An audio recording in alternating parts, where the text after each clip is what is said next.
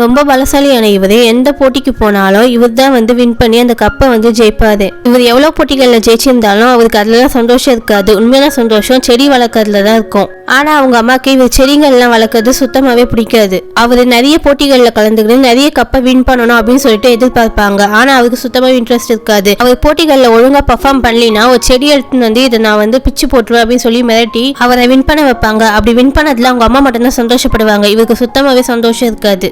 அவங்க அம்மாவுக்கு தெரிஞ்சா எல்லா செடியும் பிச்சு போட்டுறதாங்கன்னு சொல்லிட்டு அவங்க அம்மாவுக்கு தெரியாம ஒரு செடியை வந்து வளர்த்துட்டு இருப்பாரு. ஒரு நாள் அதை அவங்க அம்மா கண்டுபிடிச்சிருவாங்க. உடனே அதுல அம்மன் பேர் எழுதி அவங்களுக்கே வந்து கிஃப்டா கொடுத்துருவாரு. அடுத்த நாள் ஒரு போட்டியில கலந்துக்கிறாரு. உடனே அவங்க அம்மா வந்து அவங்களுக்கு கிஃப்டா கொடுத்த பூச்செடியை காமிச்சு நீ ஒழுங்கா வந்து இதுல வின் பண்ணலினா இதை நான் பிச்சிடுவேன் அப்படின்னு சொல்லுவாங்க.